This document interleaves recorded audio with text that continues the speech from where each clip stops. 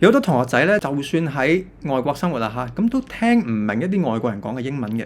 咁因為好多時啲外國人咧，佢哋講嘅英文咧，佢唔係真係逐隻字咁樣講嘅，佢哋會有好多字都省略咗啊，或者佢唔係做足晒本身嗰啲嘅 vowel 嘅發音嘅，即係會個嘴擘得冇咁大啊，令到你覺得好難聽嘅，好似有時會鬼食泥咁樣嘅。咁有啲咩方法可以解決呢個問題呢？我當你睇電影咁先算啦，你睇戲，美國人講嘢呢會容易聽啲嘅。普遍嚟講呢，美式發音呢，佢哋會個嘴呢會擘大啲嘅，所以比較容易聽到每個 vowel 嘅發音嘅。即係所以你睇美劇啊，會容易啲 get 到嘅，尤其是啲 R 音啦，會好容易聽到嘅。咁呢段片呢，我會先示範同你聽一次美式發音，然之後同你聽英式發音嘅。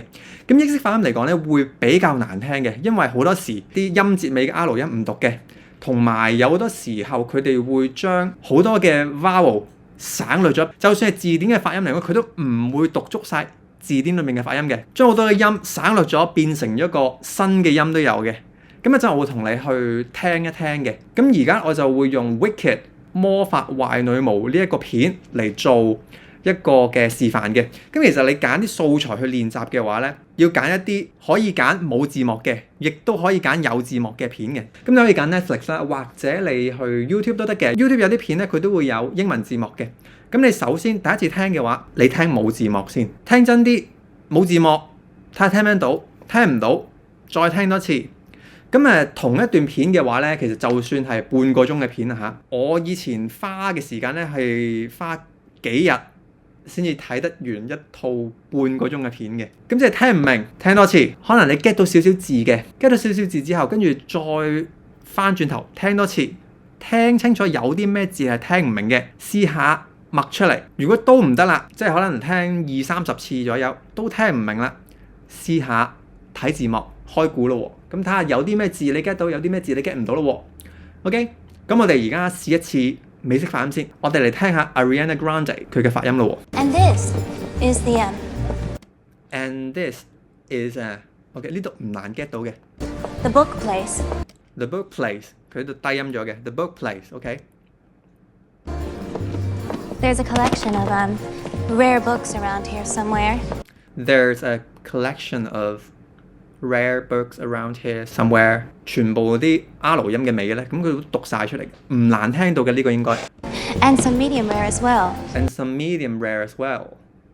呢度 medium rare， 一般嚟講 medium rare 咧，即係解食牛扒嘅時候嘅 medium rare 噶嘛。其實佢呢度係搞緊 gag 嘅，香港人未必聽得明呢個 gag 嘅。即係佢話啊，呢度有好多書，咁有啲咧就好珍貴嘅，有啲咧就中間珍貴，所以就叫 medium rare。即係呢度其實佢搞緊 gag 嘅。呢度會比較容易每個字都默到出嚟嘅。我開字幕咯喎，咁啊 Netflix 有個好就係你可以揀字幕啦。咁我建議大家開英文字幕，唔好開中文字幕。我哋而家睇下 Ariana Grande 佢講咩咯喎。And this is the Yeah. book place.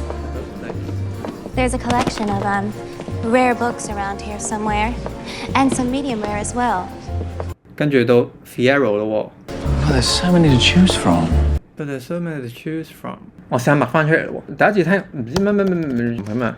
OK， 試下聽多次咯喎。There's so many to choose from. Choose from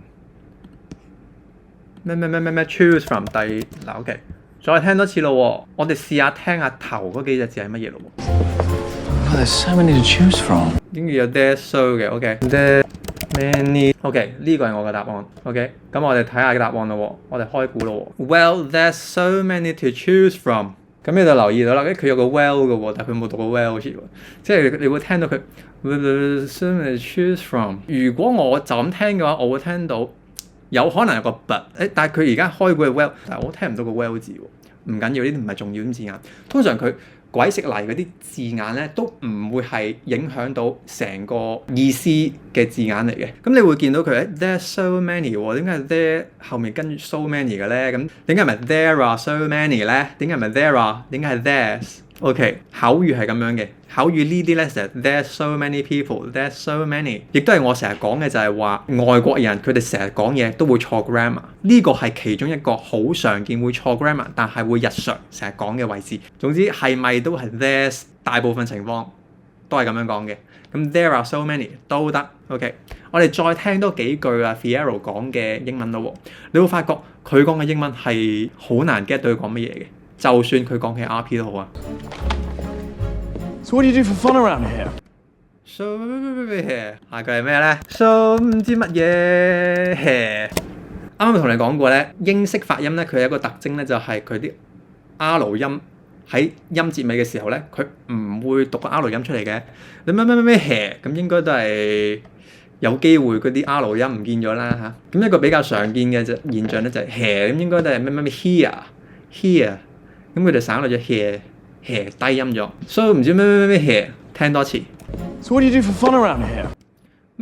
Fun around here，around here， 通常一個句尾嘅字咧，佢都會係比較大聲啲嘅，即係因為英文有個現象咧，就係通常重點字眼咧擺喺句尾嘅，呢個係一啲小貼士，聽多次啊。So what do you do for fun around So what do you do for fun here?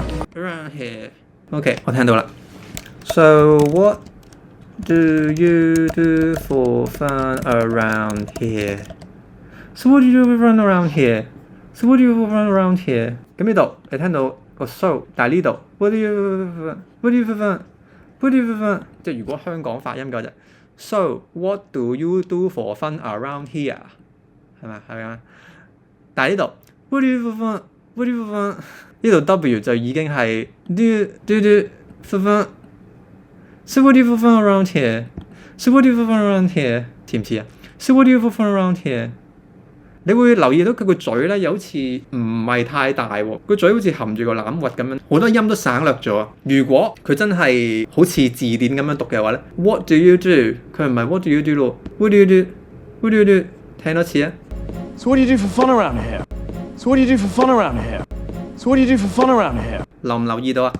佢呢個 W，So what do you do？So what do you do？ 咁呢啲咧 ，What do you do？ 佢呢個非常之弱讀啦。What do you do？What do you do？What do you do？What do you do？ for fun 個 for 又係弱，佢唔係讀 for 啦。What do you do for fun around here？ 聽多次。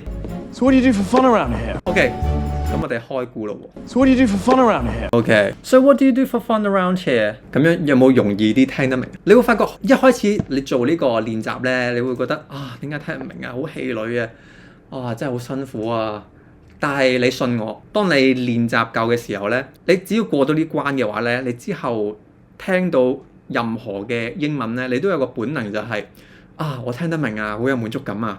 一開始你聽一段，我當你 YouTube 一啲比較短嘅片啊嚇，可能幾分鐘，你都要用成幾個鐘去聽嘅，逐句逐字咁樣去聽，盡量去捉每一個字，跟住去到之後，你會發覺，容易聽得明咗喎，你會聽得到邊啲字係唔重要嘅，唔重要字通常都係鬼識嚟咁樣就會略過咗佢噶啦。OK， 咁重要嘅字通常擺喺啲句尾。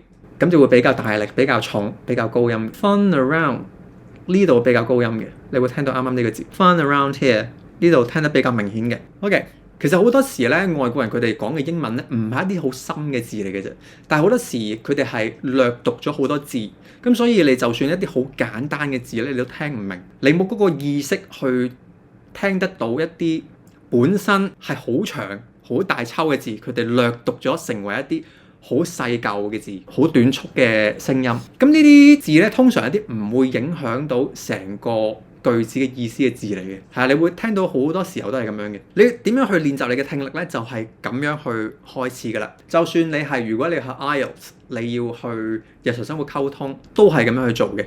但係普遍嚟講，考試嘅英文咧係會容易聽啲嘅。就算係 DSE 啊，就算 IELTS 啊。嗰啲都會容易過聽你一般電影上面嘅發音嘅。